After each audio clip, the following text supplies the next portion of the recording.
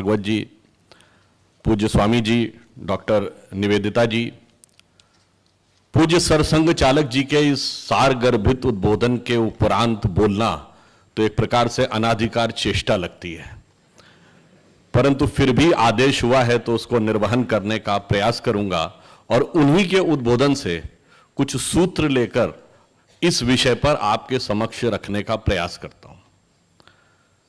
सर्वप्रथम जब स्वाधीनता की बात आती है, संयोग से आज 14 सितंबर है और आज हिंदी दिवस है और उस दिन हम गुजरात की धरती पर हैं। मोदी जी की जन्मभूमि की धरती पर हैं और मैं कर्मभूमि से आया हुआ हूं, उत्तर प्रदेश से। परंतु अधिक सुखद अनुभूति क्यों होती है? हिंदी में पहला जो खड़ी बोली हिंदी का ग्रंथ लिखा गया वो स्वामी दयानंद सरस्वती जी के द्वारा लिखा गया सत्यार्थ प्रकाश माना जाता है, जो इसी गुजरात की धरती से थे। हिंदी भारत की भाषा होनी चाहिए, यह विचार प्रतिपादित करने वाले महात्मा गांधी इसी धरती के थे। लोकमान्य तिलक महाराष्ट्र से थे, कन्हैयालाल माणिकलाल मुंशी जी भी गुजरात से थे, श्यामा प्रसाद मुखर्जी जी बंगाल से थे, गोपाल स्वामी अयंगर जी तमिलनाडु से थे और विरोध करने वाले एक पंडित जी उत्तर प्रदेश से थे। अन्यथा वह समस्या कभी पहले ही बेहतर ढंग से समाधान हो जाता। और सिर्फ हिंदी का विषय नहीं है, समस्त भारतीय भाषाओं में के अंदर जो स्व का तत्व है, जिसका कि अभी उल्लेख मोहन जी कर रहे थे, उन्होंने एक विषय कहा कि हमारे यहां युद्ध का भी स्वरूप क्या होता था, जो उन्होंने महाभारत का उल्लेख किया। तो मैं इस भाषा के विषय से ही उसका एक संबंध स्थापित करने का प्रयास करता हूं, जो मैंने पहले एक बार भी बोला था। भाषा हमारे मन में क्या विचार लाती है और हमारे स्व से कैसे दूर ले जाती है, और वह स्व हमारा भाषाओं के माध्यम से कैसे स्थापित होता है। जैसे अभी उन्होंने युद्ध का वर्णन किया, आप सब ने वो कहावत सुनी होगी, everything is fair in love and war. और इसका यदि हिंदी में ट्रांसलेशन हो या भारतीय भाषा में ट्रांसलेशन हो तो कहते हैं जंग और इश्क में सब कुछ जायज है। मगर न जंग हिंदी या भारतीय शब्द है, न इश्क भारतीय शब्द है, न जायज भारतीय शब्द है। किसी भारतीय भाषा में, संस्कृत हो, हिंदी हो, गुजराती हो, मराठी हो, बंगला हो, आपने कभी कोई ऐसी कहावत नहीं सुनी होगी कि युद्ध और प्रेम में सब कुछ अनुचित उचित है, क्योंकि यह हमारे स्व का तत्व होता ही नहीं है। हमारे यहां प्रेम त्याग का प्रतीक है और युद्ध का धर्म था। और प्रेम क्या त्याग का प्रतीक है? लोग प्रेम में या तो प्राप्ति हो जाती है, तो एक अज्ञे जी ने एक पंक्ति में लिखा था, वो मुझे बहुत उपयुक्त लगता है। आजकल तो युवक युवतियों में बड़ा प्रेम का भाव उत्पन्न होता है। अब उसके दो परिणाम होते हैं। अगर प्राप्ति हो गई तो वो हाला की तरह हो जाती है, यानी शराब के नशे की तरह, और यदि उसमें असफल हो गए तो वो अनुभवों के कड़वे रस का एक प्याला हो जाता है।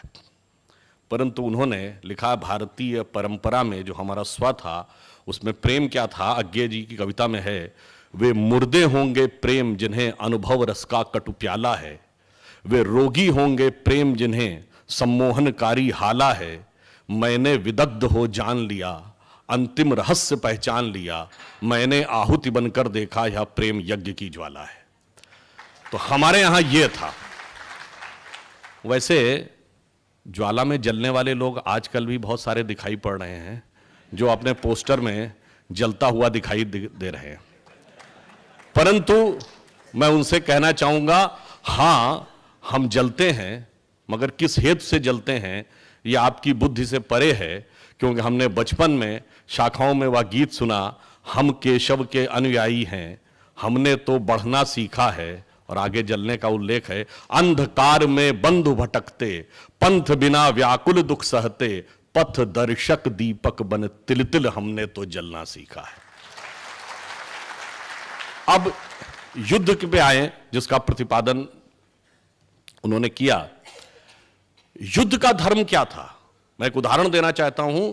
महाभारत के युद्ध का उन्होंने उल्लेख किया। महाभारत में एक प्रसंग आता है कि जब कर्ण और अर्जुन का युद्ध हो रहा होता है तो नागों का राजा विश्वसेन कर्ण के रथ के पास पहुंचता है और उसके तर्कश में जाकर कहता है कि मेरा भी अर्जुन उतना ही बड़ा शत्रु है जितना तुम्हारा शत्रु है, बस अपने बाण पर चढ़कर मुझे अर्जुन के रथ तक पहुंचने दो और मैं इसको डसकर समाप्त कर दूंगा, मेरा भी प्रतिशोध पूरा और तुम्हारे शत्रु की मृत्यु।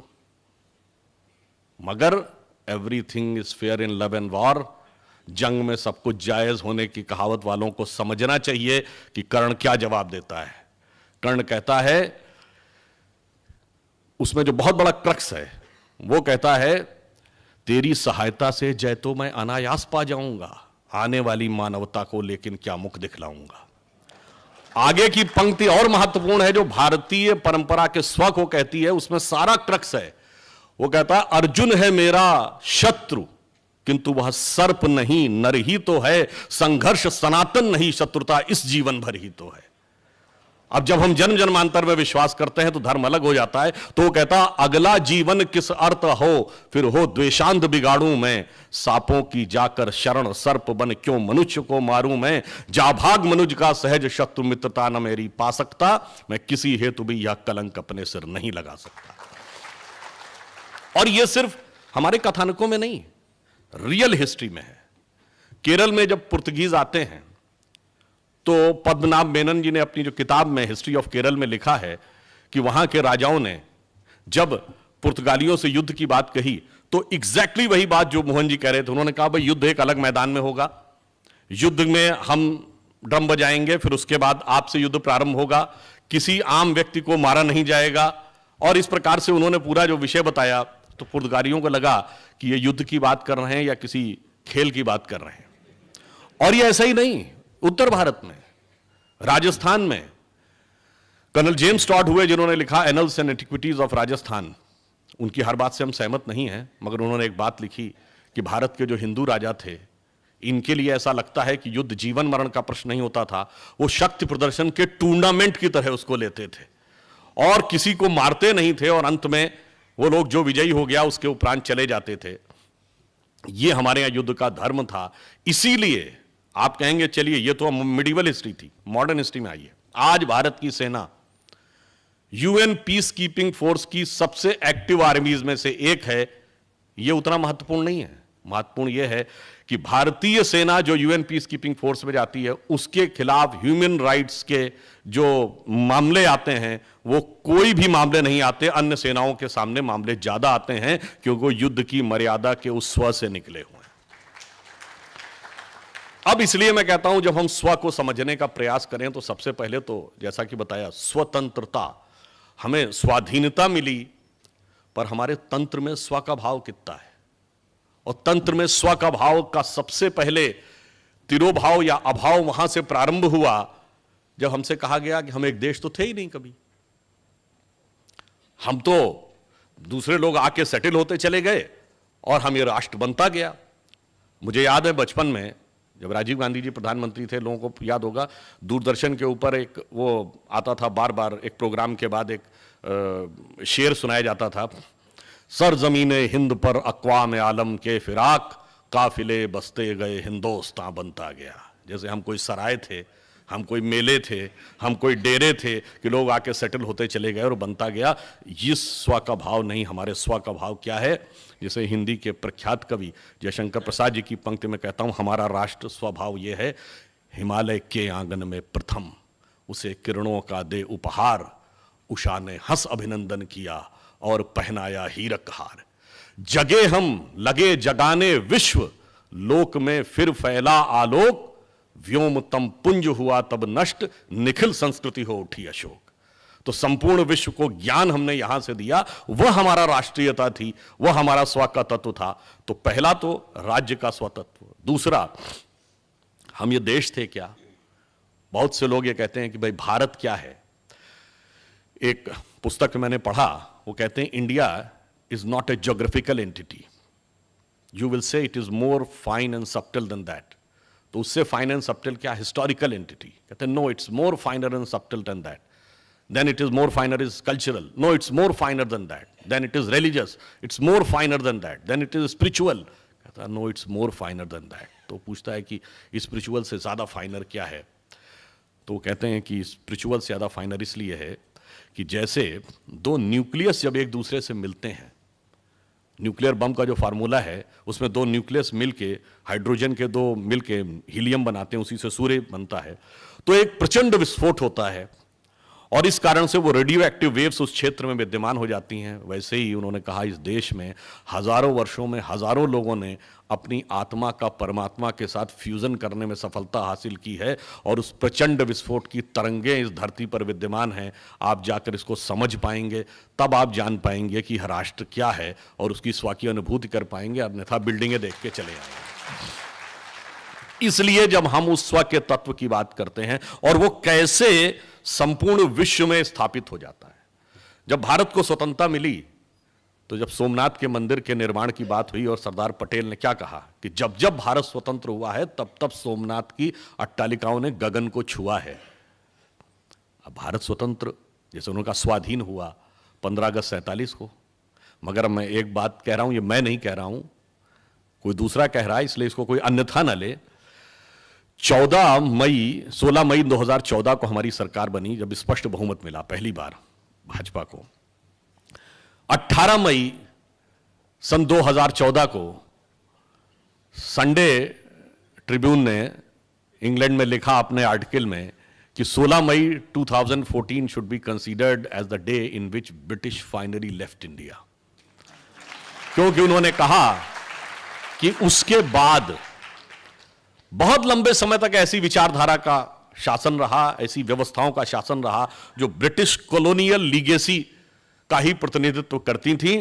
पहली बार एक ऐसे विचार के हाथ में सत्ता आई है जिसके ऊपर कोई ब्रिटिश कॉलोनियल लीगेसी का प्रभाव नहीं, जो अपने विचार और स्वभाव में पूर्णतः भारतीय है। इसलिए उन्होंने माना। और देखिए जब ब्रिटिश फाइनली लेफ्ट हुए तो क्या हुआ, सोमनाथ बना था 1948 के पास और फिर जाके काशी विश्वनाथ का कॉरिडोर बना, फिर श्री राम जन्मभूमि की पताका लहराई।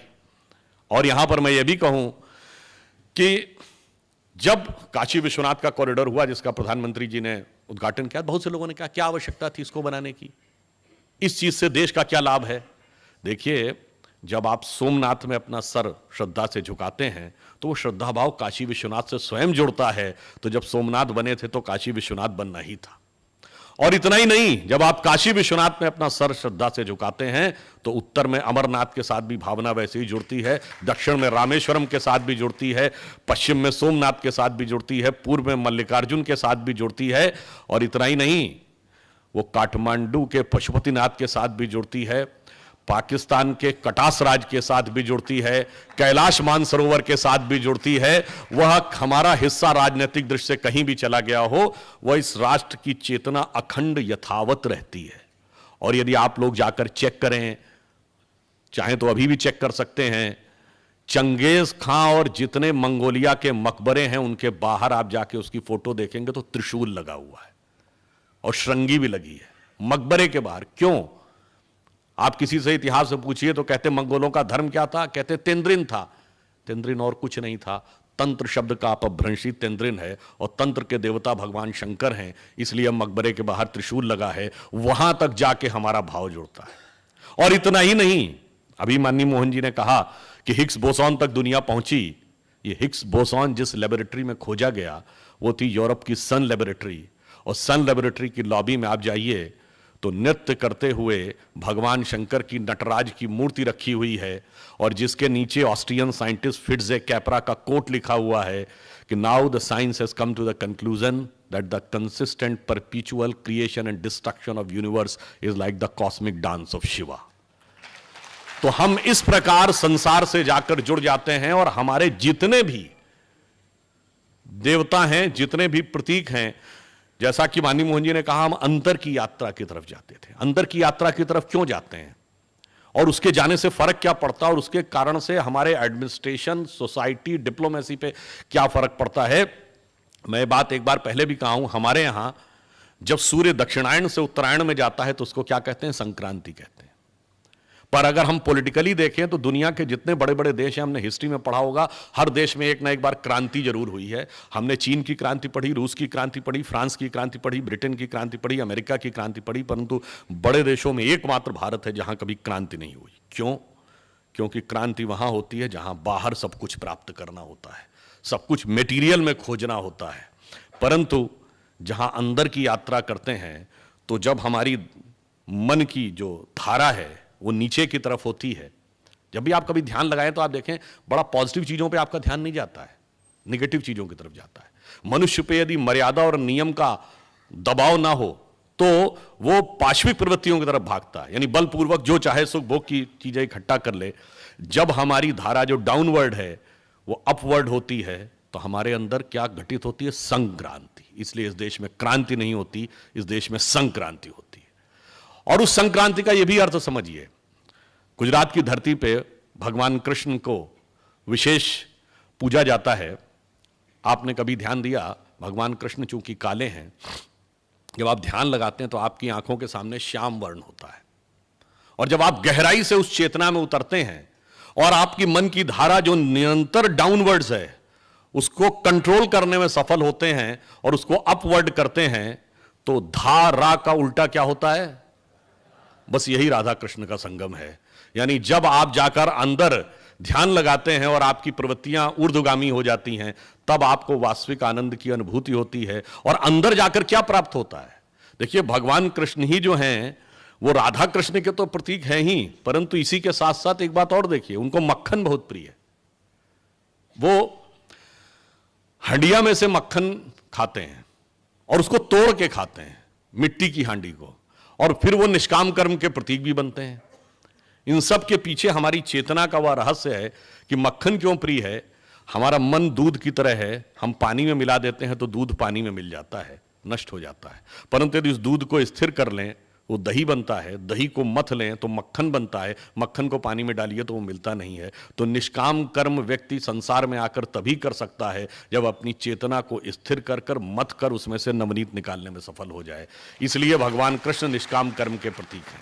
और इतना ही नहीं, अगर आप ये देखें, अब कभी कभी बहुत से प्रश्न उठते हैं ना कि भगवान कृष्ण की इतने हजार गोपिकाएं थीं, तो इतने एक बार मैं बचपन में कॉलेज में था तो हमारी एक डिबेट थी जिसका टॉपिक था कि Indian culture fill itself demarcates between man and women. तो इसके पक्ष में बोलने में तो बहुत मिल जाएंगे, अगेंस्ट में बोलना बड़ा मुश्किल था। तो उसमें एक रिबटलिंग पैनल भी था, यानी आपको खाली डिबेट करके चले नहीं आना है, प्रश्नोत्तर भी होंगे। तो प्रश्नोत्तर करने वाली एक महिला थी, उन्होंने प्रश्न किया कि what you have to say about the more than 10,000 wives of Bhagwan Krishna. मैंने कहा no, he was not having 10,000, he was having 16,108। तो उन्होंने कहा yes yes whatever the figure is, but what is the answer? मैंने कहा the answer lies in the figure. 16,108 वेद में ऋचाओं की संख्या है, और सभी गोपियों के साथ एक साथ भगवान कृष्ण जब रास करते हैं, इसका अर्थ हुआ किसी एक ऋचा को लेकर आप ध्यान लगाकर गहरे चेतना में उतरिए तो उसी आनंद की अनुभूति होगी जो किसी दूसरी ऋचा के साथ दूसरे व्यक्ति को हो रही होगी। एक ही ब्रह्म सभी में उद्भासित हो रहा होगा। और ये मैं ऐसे ही नहीं कह रहा हूं, सूरदास ने लिखा है, वेद ऋचा भई गोपिका हरिसो कियो विहार। ये मैंने इसलिए कहने का प्रयास किया कि हमारे स्व के तत्व में इतनी गहराई है कि कई बार हमें उसकी व्याख्या नहीं पता होती, और इस कारण से हम भ्रमित हो जाते हैं, हम विचलित हो जाते हैं और हम दूसरी चीजों की तरफ डाइवर्ट होते हुए चले जाते हैं। इसलिए हमें यह भी समझना होगा कि हमारे स्व का मूल तत्व क्या था।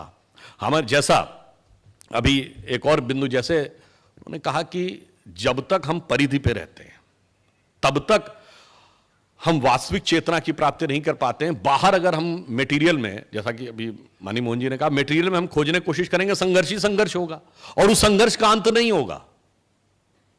उस संघर्ष का अंत नहीं है, इसका आधार कहां पे निहित है? आपने राम रावण का संघर्ष सुना?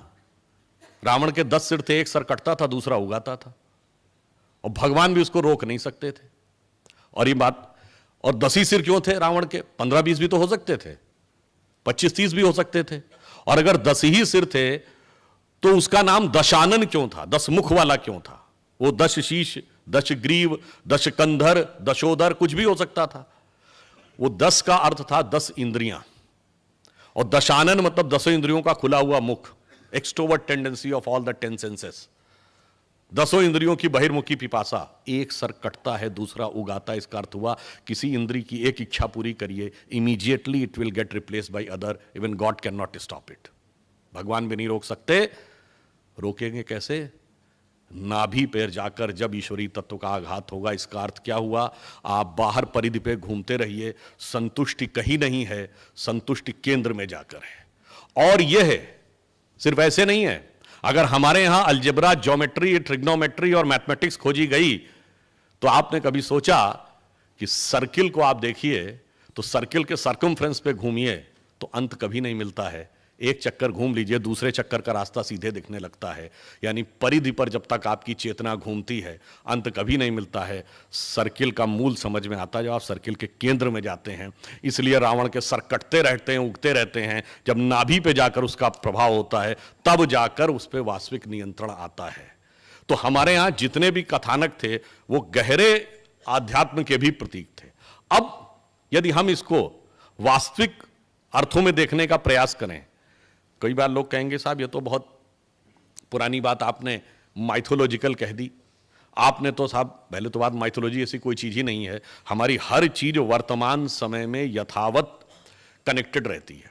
परंतु यदि हम मॉडर्न समय की भी बात कहें, आज के समय की बिल्कुल लेटेस्ट साइंस की बात कहें, छोटी सी बात, जैसा उन्होंने अभी क्वांटम का उल्लेख किया तो मेरे मन में एक भाव आया। ये बताइए, ये लाइट है, जिन लोगों ने फिजिक्स थोड़ी भी पढ़ी होगी, अब ये लाइट वेव है कि पार्टिकल है? इसको लेकर फिजिक्स में आज तक कोई चीज फाइनल नहीं हो पाई। कारण क्या है कि जब ये किसी पानी के अंदर आप लाइट जाती है तो वो रिफ्रैक्शन होकर झुक जाती है, तो इसका मतलब ये पार्टिकल है, तभी मीडियम में आकर उसका पाथ चेंज हो रहा है। परंतु यदि ये पार्टिकल है तो स्पेस में, जैसे बताया कि सूर्य से 8.5 मिनट लगते हैं, तो स्पेस में वो लाइट की वेलोसिटी से ट्रेवल ही नहीं कर सकती थी। तो वहां पर वो वेव है, यानी स्पेस में वो वेव है, और जब मीडियम में आता है तब पार्टिकल है।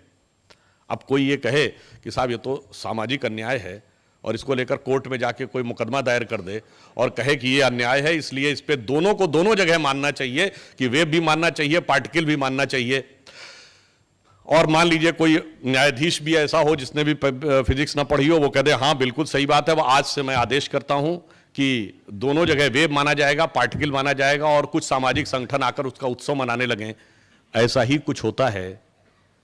अब मैं किसी के प्रति आक्षेप नहीं करना चाहता, परंतु जब कहते थे कि भाई सबरीमला में स्त्रियों का प्रवेश रुका था, तो एक बार मैं टीवी डिबेट में था, उनका साहब बड़ा डिस्क्रिमिनेशन है, ऐसा कैसे? मैंने कहा तो सीमेटिक देखने की विधि है। ये बताइए, जब नवरात्र में 9 कन्याएं खिलाते तो आप ये नहीं कहते 4 लड़के होने चाहिए? तो हमने कहा वहां पर उस तत्व की प्रधानता है, वहां इस तत्व की प्रधानता है। जैसे आकाश में जब वो चलता हुआ आता है तो वो वेव है, जब मीडियम में आता है तो वो पार्टिकल है। बस ऐसे ही समझिए, आत्मा जब आकाश में है तो अव्यक्त और परमात्मा है, जब मीडियम में आ जाती है तो वो व्यक्त और आत्मा है। अब ये साइंस आज समझाए तो समझ में आता है, हम जो पिछली बात कहें तो समझ में नहीं आती थी। केवल 75 साल पहले गांधारी के 100 घड़ों से 100 बेटे उत्पन्न हो गए, ये कहानी थी। आज अभी तो आईवीएफ की ही बात होती थी, अब आगे की संरचना यह है कि पूरा का पूरा मतलब पूरे के पूरे जीवन का क्रिएशन बाहर लेबोरेटरी में हो सके। ऐसा माना जा रहा है कि 2040-50 तक यह परिस्थिति भी बन सकती।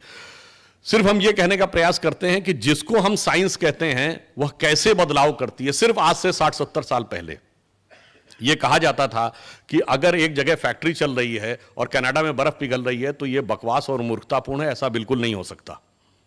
परंतु आज आप देखते हैं कि हमारे एसी से भी नॉर्थ और साउथ पोल की बर्फ पिघल रही है। क्यों? Entire earth is a single cosmic unit. अगर धरती पर कहीं कुछ भी घटित होता है तो यह एक इकाई है जिसमें सब कुछ घटित होता है, एक शरीर की तरह।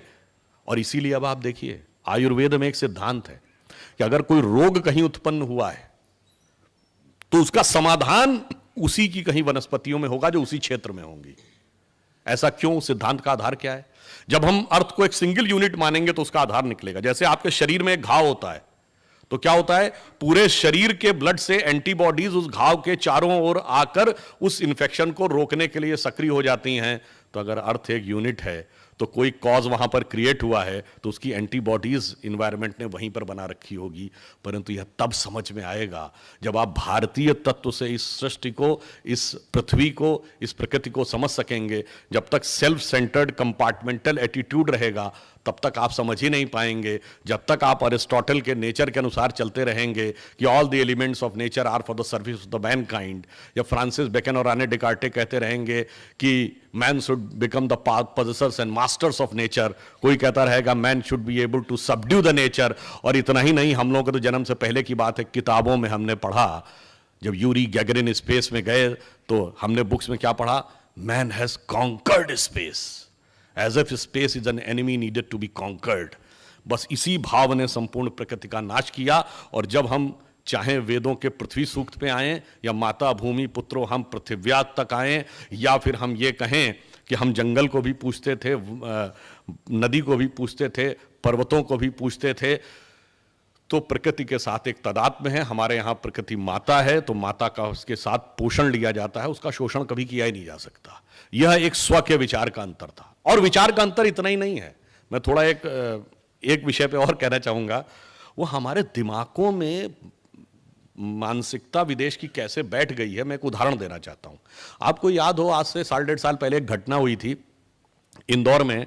हमारे एक पार्टी के नेता हैं जिन्होंने कहा कि कुछ मजदूर जो थे वो पोहा खा रहे थे, और उन्होंने कहा, उसके बाद उनको शक हुआ कि ये बांग्लादेशी हैं, और जब इंक्वायरी की गई तो वो बांग्लादेशी निकले।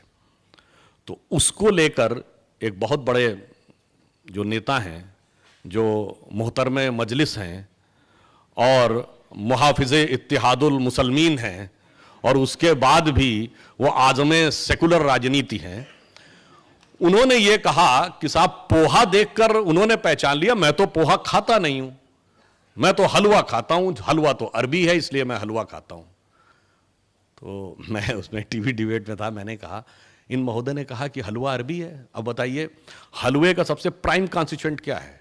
शुगर, शक्कर। शक्कर कहां पाई जाती है? जहां गन्ना पाया जाता होगा। गन्ना दुनिया में 2 ही देशों में सबसे ज्यादा पाया जाता है, भारत और क्यूबा। हमने कहा ये जहां की बात कर रहे हैं वहां तो गन्ना पाया ही नहीं जाता। जब गन्ना नहीं पाया जाता तो शक्कर कहां से आई? अब दूसरा कॉन्स्टिट्यूएंट है उसका घी। किसी भी चीज का आप हलवा बनाएंगे तो घी और शक्कर तो चाहिए। घी कहां होता है? जहां प्रचुर मात्रा में दूध होता है। दूध से दही, दही से मक्खन, मक्खन से घी बनता है। अब जहां ऊंट का बूंद बूंद दूध मिलता है वहां कहां से दही, कहां से मक्खन, कहां से घी आया?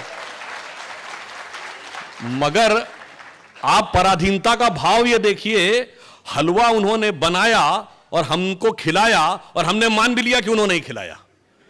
आज हमें इस विचार से भी बाहर निकल, मैंने एक छोटा सा उदाहरण दिया कि इस बड़ी चीजों से लेके कि हम राष्ट्र के रूप में हमारा अस्तित्व नहीं था, वहां से लेके छोटी छोटी हर खाने की चीज हमारे पास बाहर से आई, ये विचार हमारे दिमागों में इस कदर पैबस्त है।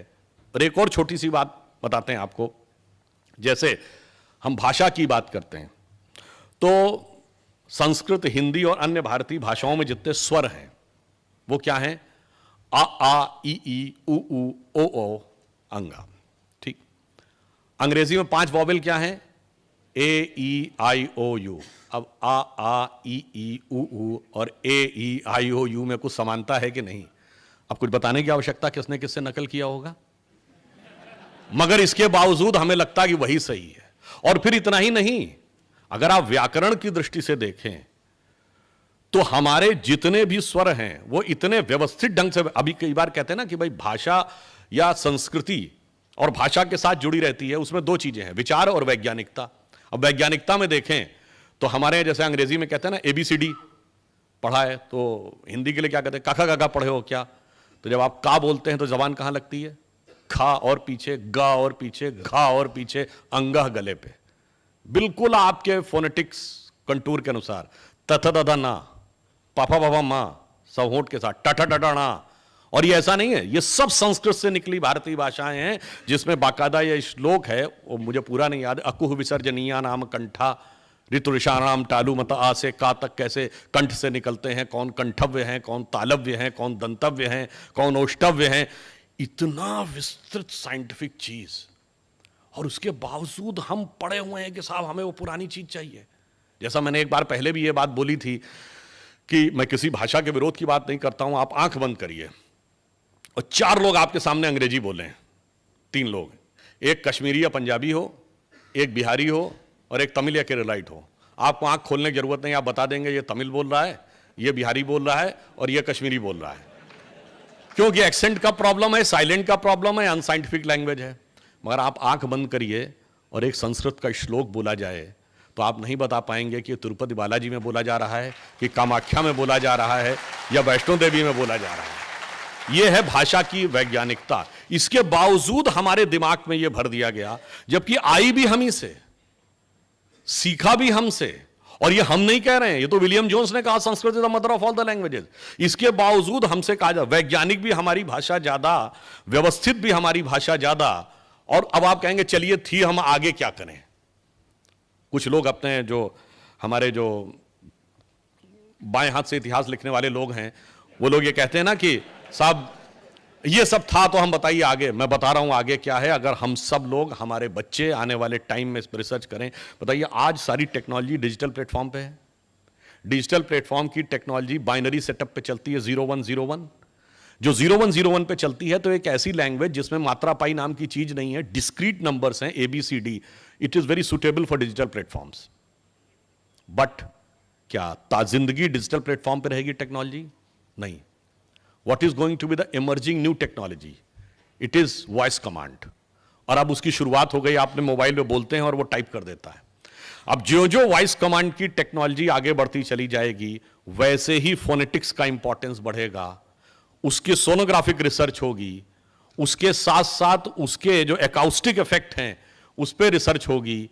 और जो जो हम आगे बढ़ेंगे तो वो सारी भाषाएं जिनकी वर्तनी, जिनके स्वर अधिक वैज्ञानिक हैं, अधिक प्रभावी हैं, उन भाषाओं के लिए सुनहरा अवसर है आगे अपने को स्थापित करने को। और इतना ही नहीं, हमारे यहां तो माना गया है कि संपूर्ण भाषाओं के अंदर एक छंद है, एक तरंगे हैं, और उन तरंगों तक जब हम पहुंचेंगे सोनोग्राफिक रिसर्च करते हुए, तो हमारे यहां जो हर चीज का एक मंत्र में महत्व माना जाता है ना, यदि आने वाले टाइम में हम रिसर्च करें और 10 साल बाद या 15 साल बाद कोई क्लिनिकली प्रूव कर दे कि अनुष्टुप छंद में आदित्य हृदय स्रोत को जाप करने से हार्ट पर यह पॉजिटिव प्रभाव पड़ता है, तो हमें दुनिया से कहने की जरूरत नहीं पड़ेगी कि अमुक भाषा सीखो। फिर आप देखिए जैसी दीवानगी इस समय विदेशी भाषाओं के लिए दिखती है, उससे अधिक दीवानगी ना दिखने लगे आने वाले समय में। अब एक और बात सोचिए, हमारे मन में एक और बात भर दिया जाता है, साहब हमारे यहां तो ऐसा था कि वो लोग लिखना नहीं जानते थे, इसलिए बोल बोलकर गुरु शिष्य परंपरा में उसको आगे ले जाते थे।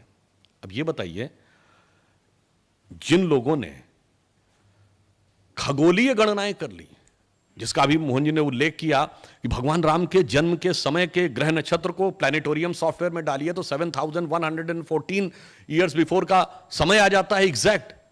वैसे वो कितना सही है, वो उन्होंने नक्षत्रों की सही गणना की, वो तो अलग विषय है, परंतु आप ये बताइए इतना exact calculation, trigonometry, geometry, Ayurveda, अंकगणित, उपनिषद जैसा ज्ञान, और वो लोग लिखना नहीं जानते थे। ये बात तर्कसंगत लगती है? अगर कोई ये कहे तो ये बात अतार्किक नहीं, ये मूर्खतापूर्ण लगती है। और अगर ये भी कह दिया जाए कि ये पागलपन लगता है तो अतिशयोक्ति ना होगी। वास्तविकता यह है कि वो लिखना नहीं जानते थे, नहीं, वो लिखना नहीं चाहते थे, क्योंकि विद्या का स्वरूप दूसरा था। जैसे आज आप कहते हैं हार्ड कॉपी भेजो या सॉफ्ट कॉपी भेजो, तो हार्ड कॉपी मतलब पेपर और सॉफ्ट कॉपी मतलब मोबाइल में ट्रांसफर कर दो। तो पहले क्या था, एक दौर में जब ताम्रपत्र के ऊपर लिखा जाता था तो वो हार्ड कॉपी थी, फिर भोजपत्र सॉफ्ट कॉपी हो गई, फिर भोजपत्र हार्ड कॉपी हो गई, कागज सॉफ्ट कॉपी हो गई। अब कागज हार्ड कॉपी है और ये डिजिटल जो कॉपी है वो सॉफ्ट कॉपी है। पर अगला चरण क्या हो सकता है, जो डिवाइस के अंदर ट्रांसफर्ड है वो हार्ड कॉपी है, और जो माइंड से माइंड ट्रांसफर्ड है वो सॉफ्ट कॉपी है। और उसके पीछे कारण भी है। जैसे आप किसी से कहें संस्कृत का राग आप किसी को लिखकर समझा सकते हैं? नहीं। अब मैं पुनः आ रहा हूं, भाषाओं के अंदर जिनके अंदर वैज्ञानिकता और ध्वन्यात्मकता है, वो ध्वन्यात्मकता बोलकर ही बताई जा सकती है, वो लिखकर नहीं बताई जा सकती। जैसे छोटी हो बड़ी ही आपको बोलकर ही आप बता सकते हैं, लिखकर नहीं बता सकते। और हमारे यहां तो हर मंत्र का एक लय, हर चीज एक छंद में लिखी गई है। वैदिक गणित के श्लोक भी छंदों में लिखे गए हैं। छंद बोलकर बताया जा सकता है, लिखकर नहीं। जैसा मैंने एक बार पहले भी बोला था, जैसे उदाहरण के लिए आजकल बहुत प्रचलित है शिव तांडव स्तोत्र। अब कभी आप उस पर ध्यान दें तो उसके अंदर जो एक रिदम है कि जटाटवी गलत ज्वल प्रवाह पावि तस्तले गले वलंबे लंबिताम भुजंग तुंग मालिकाम, और आगे डमट डमट डमट निनाद वड्डम रवयम चकार चंड तांडव तनोतुना शिवा शिवम। अब मैं चुनौती से कहता हूं कोई डमट डमट डमट निनाद वड्डमर वयम लिख के समझा दे। इसलिए मैं कहता हूं उन्होंने, और उनकी तो अभी साइंस अब जाके पहुंची, अब एक नई जो latest theory after Higgs boson आने लगी है, आप सबने सुना होगा स्ट्रिंग थ्योरी। स्ट्रिंग थ्योरी ये कहती है कि सब वेव्स हैं और पार्टिकल क्या है, जहां पर दो वेव्स का सुपर इंपोजिशन होता है वहां पर एक पैकेट ऑफ एनर्जी बन जाता है, वो पार्टिकल की तरह बिहेव करने लगता है। हमारे यहां तो सदा से कहा गया कि संपूर्ण विश्व जो है वो एक लय के कारण अस्तित्व में है। इसीलिए डूम की जो हिंदी या संस्कृत या भारतीय भाषा में क्या कहा गया, प्रलय। लय समाप्त हो गई, प्रलय आ गई। लय अस्तित्व में आई तो जगत का अस्तित्व आ गया। इसलिए सृजन भी लय से होता है, और जब तांडव करते हैं शिव तो वो भी लय के साथ करते हैं। इसीलिए मैथमेटिक्स हो या आयुर्वेद के श्लोक हो, सब के सब लय में है। इसलिए मैंने सिर्फ ये कहा, इसको समझने में कई बार हमारे मन में गहरा कंफ्यूजन है, उस कंफ्यूजन से हमें बाहर निकलना होगा। जैसा कि अभी उन्होंने कहा कि अंग्रेजों ने इसे गहरा तो जरूर किया, मगर दुख की बात है कि जब हम बाहर आए, मतलब स्वाधीन हुए, तो हमारे तंत्र में स्व नहीं था। इसको और ज्यादा गहरा करने का काम स्वतंत्रता के बाद हुआ। और यह मैं इसलिए भी कहना चाहता हूं कि अगर आप लोग कभी ध्यान दें, अब तो बहुत सारे आर्टिकल्स, बहुत सारे फैक्ट्स डीक्लासिफाइड होकर विदेशों से बाहर आ गए। एक केजीबी का जासूस था जिसका नाम था यूरी बेचमेनेव, जो 70 और 60 के दशक में भारत में पत्रकार बनकर रहता था। 91 में सोवियत संघ के विघटन के बाद वो कनाडा भाग गया, और उसने बाद में वहां जाकर जो इंटरव्यू दिया है वो बहुत महत्वपूर्ण है। उसने कहा कि भारत में जब वो था तो उसे काम दिया गया था कि इंडियन कल्चर को डिस्ट्रॉय करना है, और डिस्ट्रॉय करने का काम चरणबद्ध तरीके से करना है। पहला चरण क्या था कि ऐसी व्यवस्थाओं का, वातावरण का, विचारों का निर्माण करना है कि आपको लगने लगे हमारा समाज, हमारी धर्म, हमारी संस्कृति सब कुछ गलत। उसने उसको नाम दिया स्टेज ऑफ डिमोरलाइजेशन। 15 से 20 साल हमें स्टेज ऑफ डिमोरलाइजेशन देना। और यह भी था, ये 15 से 20 साल क्यों, एक जनरेशन स्कूल से शुरू होकर यूनिवर्सिटी तक पहुंचती है 15 से 20 साल में। जब डिमोरलाइजेशन कंप्लीट हो जाए तो नेक्स्ट क्या होगा, स्टेज ऑफ डिस्टेबलाइजेशन। अब जगह जगह आंदोलन शुरू करो उन मुद्दों को लेके जो वास्तविकता में थे नहीं, हमने क्रिएट किए। वो 15-20 साल का समय है। और जब थर्ड स्टेज क्या आएगी, स्टेज ऑफ रिवोल्यूशन। अब उन आंदोलनों को हिंसात्मक और उग्र स्वरूप देना शुरू करो। And the final stage will be, जिसको उन्होंने कहा स्टेज ऑफ नॉर्मलाइजेशन। यानी अब एक बार सशस्त्र क्रांति के द्वारा सत्ता हमारे हाथ में आ गई, अब सब कुछ शांत, और उन्होंने कहा अब किसी को कुछ नहीं बोलने देना है। इसीलिए मुझे बड़ा आश्चर्य होता है, देखिए हमें बहुत से शब्दों से भी बाहर निकलना होगा। आज हम बहुत शब्द सुनते हैं, लेफ्ट लिबरल। ये बताइए, लेफ्ट कभी लिबरल होता है? दुनिया में कोई कम्युनिस्ट कंट्री बताइए जो लिबरल हो। अगर कोई लेफ्ट लिबरल कहे तो ये ऐसा लगता है जैसा वो कहे कि I am a devout atheist, मैं एक बहुत ही भक्त नास्तिक हूं। ऐसा ही कहना है कि लेफ्ट लिबरल हो। तो उन लोगों ने पहले लिबरलिज्म का वो उड़ाओ, फिर उसके बाद उन्होंने कहा अब सब कुछ समाप्त।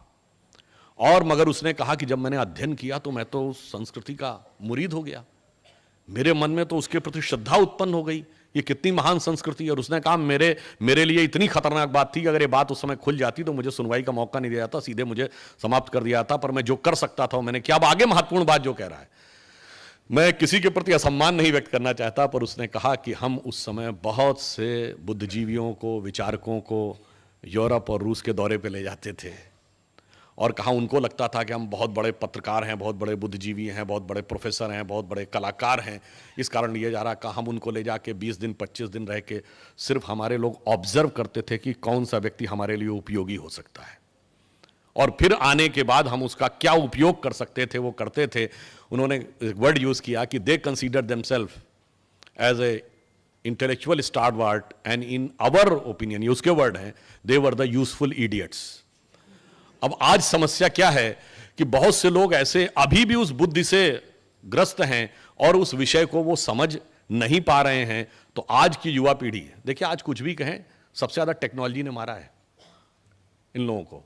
पहले व्हाट्सएप नहीं था, ठीक है, मैं नहीं कहता व्हाट्सएप पे बहुत सी चीजें गलत हैं, पर आज इंटरनेट, चाहे व्हाट्सएप हो, फेसबुक हो, उसने आपको यह अधिकार दिया, यदि आपके अंदर सत्य को अन्वेषण करने की इच्छा है तो 80-90% तक आप सच्चाई के नजदीक केवल सर्च करके जा सकते हैं। पहले ये हथियार नहीं था तो वो अपना एक क्षत्रिय राज्य बनाने में सफल हो जाते थे, अब वो ऐसा करने में सफल नहीं होते हैं। उसी प्रकार से वो टेक्नोलॉजी से कैसे मार खाए, आप याद करिए जब राम जन्मभूमि का विषय चल रहा था तो पहले क्या स्टैंड लिया कि ये खाली जमीन पे बनी थी। अब उन्हें क्या पता था कि भविष्य में रडार मैपिंग की टेक्नोलॉजी आ जाएगी। अटल जी की सरकार के समय रडार मैपिंग टेक्नोलॉजी आ गई, भाई यही तो कहा था ना कोर्ट ने, खुदाई नहीं कर सकते, हमने रडार मैपिंग की, रडार मैपिंग में नीचे दिख जाता है कि समतल जमीन है कि स्ट्रक्चर है। अब स्ट्रक्चर दिख गया तो हाई कोर्ट के सामने रखा गया, अब उन्होंने अपना स्टैंड चेंज कर लिया। स्ट्रक्चर दिख गया तो उन्होंने खाली जमीन नहीं, ईदगाह पे बना था, कोई बात नहीं। अब जब कोर्ट ने परमिशन दिया कि स्ट्रक्चर दिख रहा है तो खुदाई कर दीजिए। अब खुदाई में जब खंबे निकलने लगे तो फिर उन्होंने स्टैंड चेंज किया कि नहीं ये तो जैन मंदिर था। तो ये सुप्रीम कोर्ट की बात नहीं कर रहा हूं, जब हाई कोर्ट में ये मुकदमा चल रहा था, Lucknow bench of Allahabad high court, तो कोर्ट ने पूछा कि भाई आपका स्टैंड क्या है, आप बार बार बदल क्यों रहे हैं कि खाली जमीन पे था, ईदगाह पे था। अब जब उसमें वारहा वगैरह सब निकल आए, अब वो कहते हैं नहीं साहब ये तो खंबे लाके रख दिए गए, मतलब 72 बड़े बड़े खंबे लाके कहीं से रख दिए गए, जबकि उसकी पूरी वीडियोग्राफी हो रही थी। और उसमें बस एक उदाहरण भी दे देता हूं कि कोर्ट ने उनसे यह भी कहा, देखिए जो लोग कहते हैं ना प्रमाण के आधार पे, एकदम हम तो हर चीज का प्रमाण देने को तैयार है। देखिए प्रमाण के आधार पे तय होना था तो कोर्ट ने उनसे पूछा कि आप अपने अपने पक्ष में इतिहासकार ला सकते हैं जो प्रमाण दें। हमारे पक्ष में जो इतिहासकार थे उसमें एसपी ग्रोवर साहब, गुप्ता जी, डॉक्टर देवेंद्र स्वरूप, डॉक्टर हर्ष नारायण थे, जिसमें डॉक्टर देवेंद्र स्वरूप और डॉक्टर हर्ष नारायण से बचपन में मुझे मिलने का भी अवसर मिला। और उधर से आप समझ सकते हैं वही सूरज भान, रोमिला थापर, डीएन झा, आरएस शर्मा वगैरह वगैरह जेएनयू ब्रांड थे, और वो अपने खुद नहीं आते थे, अपने प्रतिनिधियों के द्वारा जाते थे। अब देखिए वहां पर तो प्रचार नहीं चल सकता, तो कोर्ट ने कहा ये बताइए आप इतिहास में एंशिएंट हिस्ट्री आपका विषय है, तो उसमें से ज्यादातर लोगों ने लिख के दिखा एंशिएंट हिस्ट्री हमारा विषय नहीं। ठीक, अब इतिहास में दो विषय होते हैं, कल्चर यानी जो आपने पढ़ा, और आर्कियोलॉजी यानी खुदाई। तो ये विषय खुदाई संबंधित था, तो पूछा गया कि आर्कियोलॉजी आपका विषय, उन्होंने लिख के दिया कि आर्कियोलॉजी हमारा विषय नहीं है। अब आइए तो दस्तावेजों का परीक्षण होगा, तो दस्तावेज दो ही भाषाओं में थे, संस्कृत या फारसी। तो उनसे पूछा गया कि आपको संस्कृत और फारसी आती है, तो आश्चर्य की बात है सबने लिख के भेजा कि साहब फारसी छोड़िए हमें संस्कृत भी नहीं आती है, जबकि हमारी तरफ के जो विद्वान थे उन्हें दोनों आती थी। मैं डॉक्टर हर्ष नारायण से पर्सनली मिला हूं, जितने बड़े संस्कृत के विद्वान थे उतने बड़े फारसी के विद्वान थे कि जब बाबरी मस्जिद एक्शन कमेटी वाले लोग कोई फारसी का दस्तावेज देते थे और उसे ट्रांसलेट करते थे तो वो वेरीफाई करने के लिए उनके पास जाता था कि भाई ट्रांसलेशन सही है या नहीं, हमें क्या पता क्या है। मगर उनकी महानता देखिए, यानी वो न लिखाई जानते थे न खुदाई जानते थे, और दावा यह कि सारी खुदाई जानते थे। मगर कोर्ट में वो मामला चारों खाने चित्त हो गया। और मैं ज्यादा समय न लेते हुए अंत में यह कहना चाहूंगा कि जो पूरा क्रम है, जैसे आज हम स्वतंत्रता के अमृत महोत्सव में आ गए, तो पहले विष निकालना होगा, तब अमृत का साक्षात्कार होगा। और विष निकालने के लिए हमारे अंदर एक कॉन्फिडेंस भी आना होगा। हम आज दुनिया के यंगेस्ट देश हैं, यह सत्य है, पर यह पूर्ण सत्य नहीं है। पूर्ण सत्य है कि हम यंगेस्ट देश और मोस्ट एंशिएंट सिविलाइजेशन है, ओल्डेस्ट सिविलाइजेशन है। इसलिए हमारे पास ज्ञान का निरंतर सनातन स्रोत है और एक नया भविष्य की संभावना है। और यहां पे कोई कहे साहब आपने पुरानी बातें बता दी, मॉडर्न टाइम में क्या है, तो मैं मॉडर्न टाइम में भी बताना चाहता हूं। बहुत से ऐसे फैक्ट हैं जो हमें पता है, पर ये तंत्र में स्व का आभास न होने से हम भूले हुए हैं। ये बताइए, एरोप्लेन बनाया राइट ब्रदर्स ने, पर क्या 1895 में शिवकर बापूजी तलबदे ने चौपाटी बीच के ऊपर जहाज उड़ा के नहीं दिखाया था? ये ठीक है कि हम गुलाम थे, हम पेटेंट नहीं करा सकते थे। उन्होंने बहुत से कांग्रेस नेताओं से संपर्क किया था, मैंने पुस्तक में पढ़ा था कि महादेव गोविंद रानडे से भी संपर्क किया था, तो उन्होंने सिर्फ ये कहा था कि मैं आपको लंदन भेज सकता हूं जहां आप अंग्रेज वैज्ञानिकों के साथ डिस्कस करें, जिसके लिए वो तैयार नहीं थे। और लोगों ने उस समय उसको जादू टोना माना था कि कोई चीज उड़ा के दिखा दी। चलिए ये बताइए, मार्कोनी ने पहला सिग्नल बनाया था, पर वायरलेस तो जेसी बोस ने भी उसी समय खोज ली थी, पेटेंट हमारा नहीं हो पाया। एडिसन ने इलेक्ट्रिसिटी बनाई, जगदीश चंद्र बोस ने भी इलेक्ट्रिसिटी खोजी थी, पेटेंट हमारा नहीं हो पाया। सीवी रमन ने सबसे पहले समुंदर नीला क्यों दिखता है, तो ये लोग कहते थे कि आकाश का रिफ्लेक्शन है इसलिए नीला दिखता है, पर रमन्स इफेक्ट ने बताया कि स्कैटरिंग करते समय सबसे ज्यादा स्कैटर्ड नीला रंग होता है इसलिए नीला दिखता है। उनको फिजिक्स का नोबेल प्राइज मिला, तो ये कहा जाता है he was the first Indian to get a Nobel prize of physics. This is not truth, the full truth is he was the first non European, non white to get a Nobel prize in any branch of fundamental science. अब आप आइए, निर्जीव विज्ञान के बाद हम सजीव विज्ञान में आए तो जीन्स आई। जीन का मॉडल 1967 में बनाया वॉटसन एंड क्रिक ने, और उनके साथ कौन था? डॉक्टर हरगोविंद खुराना, वो भी नोबेल पुरस्कार उनको मिला। तो जीन्स में भी हम उसी के समान आगे थे। अगली चीज आइए, अगर आप अभी जिसका उल्लेख किया गया, 21वीं सदी की अभी की सबसे बड़ी खोज क्या है? हिग्स बोसॉन, जिसको गॉड पार्टिकल कहते हैं।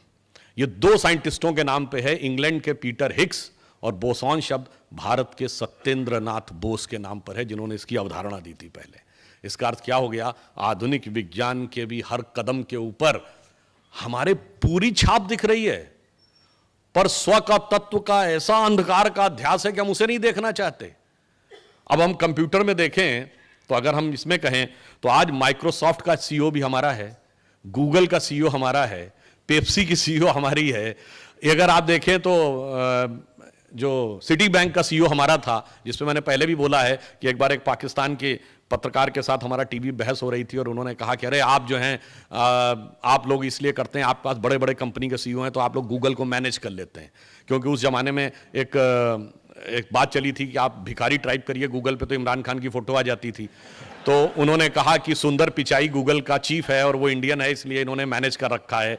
तो हमने कहा कि मैडम आपसे गलती हो रही है, हमारे सिर्फ एक चीफ नहीं है, मैंने सारे चीफ गिनाए, बड़ी बड़ी मल्टीनेशनल्स के चीफ यहाँ हैं। 75 साल पहले, जैसे माननीय मोहन जी ने कहा, हम स्वतंत्र हुए और वो और घोषित रूप से परतंत्र हो गए। तो वो कहाँ पहुंचे? उनके यहाँ भी बहुत सारे चीफ हैं, लश्कर तैयबा का चीफ, जैश ए मोहम्मद का चीफ और अलकायदा का चीफ। तो ये दोनों की धारा अलग अलग हुई। और इतना ही नहीं, हम एक और बात समझिए, सिर्फ हम सांसारिक रूप से ही आगे आने की क्षमता नहीं रखते हैं। एक और फैक्ट आपको 1 मिनट में और बता देता हूं, हम में से बहुत से लोगों को नहीं ध्यान होगा, ये जो कंपनीज हैं, चूंकि गुजरात में तो व्यापार का बड़ा क्षेत्र है, पब्लिक इशू करने वाली दुनिया की पहली कंपनी कौन थी? ये सन 1600 कुछ की बात है, it was Dutch east India company. World के ट्रेड पर अगर सबसे बड़ा हिस्सा दुनिया में all time in the history किसी एक कंपनी का रहा है तो 50% of the global trade control किया है ब्रिटिश ईस्ट इंडिया कंपनी ने। दोनों में इंडिया है। और इतना ही नहीं, अमेरिका में 1840 और 50 के दशक में जब अमेरिका वर्तमान स्वरूप में आया तो ईस्ट कोस्ट से वेस्ट कोस्ट तक एक सड़क बनाई जा रही थी, यानी सैन फ्रांसिस्को, लॉस एंजल्स बेड से वॉशिंगटन तक, जिसको लेकर एक बहुत डिस्कशन हुआ, इतना पैसा खर्च करने की क्या जरूरत है। तो बाकायदा वहां पर उत्तर दिया गया सरकार के द्वारा कि यह इसलिए जरूरी है कि पूर्वी रास्ते से भारत से व्यापार करने का रास्ता अंग्रेजों के कब्जे में है और वो हमें व्यापार नहीं करने देंगे, और इसलिए हमें पश्चिम के रास्ते से भारत से व्यापार करना होगा। तो भारत से जो व्यापार होगा वो पश्चिमी तट पर आकर वो सामान उतरेगा, उसके लिए इन सड़क और रेल मार्ग की जरूरत है, और भारत से व्यापार किए बगैर हमारी उन्नति नहीं हो सकती। इसलिए अमेरिकन हिस्ट्री में उसे कहा जाता पैसेज टू इंडिया। ये हमारा बिल्कुल जिसे कहते हैं कि जिसको आप वर्तमान समय कहते हैं ना कि साहब मेटीरियलिस्टिक वर्ल्ड में, और पूर्व में जो इंडोनेशिया है, ये नीजिया वर्ल्ड ग्रीक का है, इसका अर्थ होता है द्वीप, और इंडो का मतलब भारतीय। इतना बड़ा इंपैक्ट दुनिया में किसी देश के पास है नहीं है। तो मेटीरियल वर्ल्ड में भी हमने इतना प्राप्त किया है, और उस मेटीरियल वर्ल्ड के साथ हमारा कनेक्शन कैसे है। देखिए, मेटीरियल वर्ल्ड में बहुत प्राप्त कर लिया है दुनिया में, Hong Kong, Taiwan, Singapore, Macau powerful है, चाइना ने भी बहुत प्राप्त किया है, मगर किया क्या है?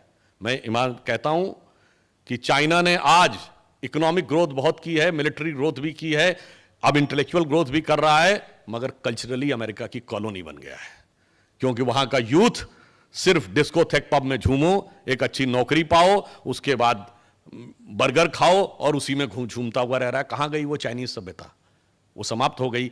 इसलिए हम यह कहना चाहते हैं कि हम जब अपने स्व के साथ उभरेंगे तो दुनिया को एक अलग प्रकार का संदेश देते हुए आएंगे, क्योंकि हम किसी को डोमिनेट करने के लिए नहीं आ रहे हैं, हम पूरे वर्ल्ड को मोटिवेट करने के लिए आ रहे हैं। यह हमारे स्व के तत्व का अधिष्ठान है, और यह जब उभर के सामने आएगा तो उसका मूल कारण जानते हैं क्या? एक पंक्ति में कह के समाप्त करता हूं, सारा का सारा स्रोत कहां से आता है? साफ सबको पता होगा कि जब महात्मा गांधी से ह्यूमन राइट्स की बात कही गई तो उन्होंने लिखा था, my illiterate but wise mother has told me that if you want to ensure everybody's human right, in my opinion there are no fundamental human right, there can only be the fundamental duties. But वो illiterate but wise mother ने कैसे बताया वो सारी duties कहाँ हैं? भगवान राम की कथा देख लीजिए, सबका सबके साथ सिर्फ कर्तव्य है, भाई भाई का कर्तव्य, पिता पुत्र का कर्तव्य, पति पत्नी का कर्तव्य, राजा प्रजा का कर्तव्य, सब जगह सिर्फ कर्तव्य ही कर्तव्य है। और परिवार के अंदर, मैंने तो एक आध बार ये बात टीवी पर भी बोली कि आप किसी धर्म मजहब के मानने वाले हो, अपने घर में क्या चाहते हो? 4 भाई हो, उनमें ऐसा प्रेम हो कि एक दूसरे के साथ वन में जाने को तैयार हो, तीसरा खड़ाऊ रख के शासन करने को तैयार हो, और आपके एक वचन पर आपके बेटा या बेटी सारी संपत्ति छोड़ने को तैयार हो। यह है राम लक्ष्मण भरत शत्रुघ्न।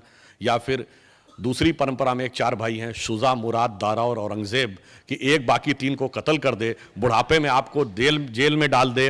और चूंकि यह पितृपक्ष चल रहा है तो यह भी कहना चाहता हूं कि जिस जमाने में शाहजहां को उसने जेल में रखा था तो पानी भी वो कैलकुलेट करके देता था, अनाज और पानी।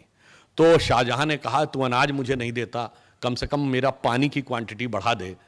तो उसने बढ़ाने से मना कर दिया था। तो फारसी में एक कविता लिखी थी, वो फारसी कविता मुझे नहीं याद है, जिसमें इसने लिख के भेजा था कि तू जिंदा बाप को पानी के लिए तरसा रहा है, तुझसे तो कहीं अच्छे हैं काफिर हिंदू जो अपने मरे हुए पूर्वजों को भी पानी देते हैं। तो आप सोचिए कि हमारी सोच सिर्फ वर्तमान में नहीं है, लंबे समय तक पीछे जाती है। और अब ये वर्ल्ड की डिप्लोमेसी कैसे प्रभावित करती है, आज पूरे विश्व में देखिए क्या करना चाहता है यूक्रेन का रशिया, एनेक्सेशन। दूसरा है सब्जुगेशन, तीसरा है डोमिनेशन। यानी या तो मिला लो अपने में, या परोक्ष रूप से उस पर शासन करो, या उसको किसी ट्रीटी का हिस्सा बनाकर उसका शोषण करो। ये 3 चीजें हैं। पर ये बताइए, भगवान राम ने जब लंका जीता था तो क्या एनेक्सेशन किया था? नहीं।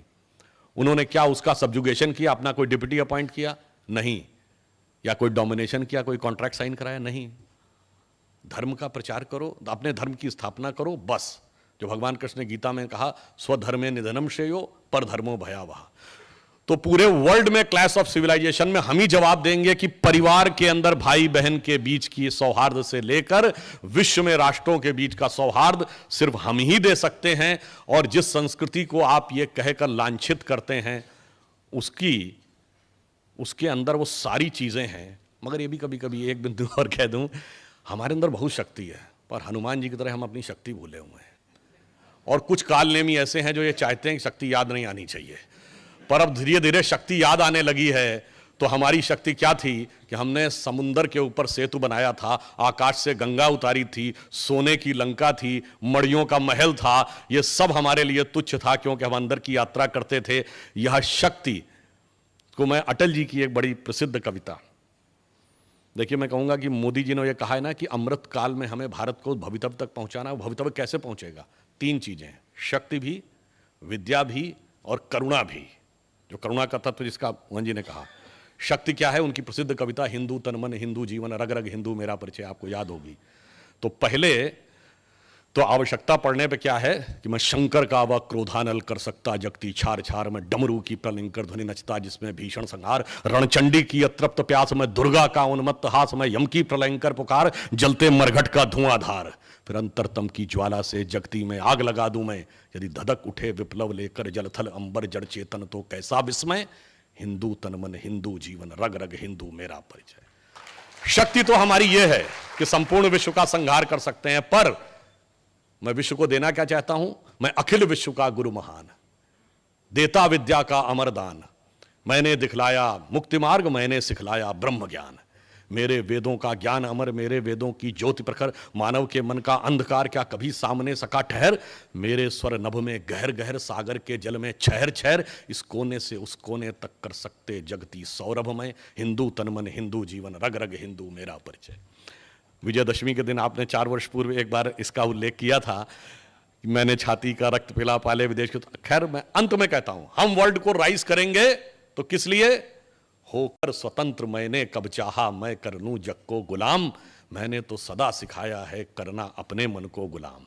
गोपाल राम के नामों पर कब मैंने अत्याचार किया, कब दुनिया को हिंदू करने घर घर में नरसंहार किया, कोई बतलाए, कोई बतलाए काबुल में जाकर कितनी मस्जिद तोड़ी, भूभाग नहीं शत शत मानव के हृदय जीतने का निश्चय, हिंदू तन मन हिंदू जीवन रग रग हिंदू मेरा परिचय।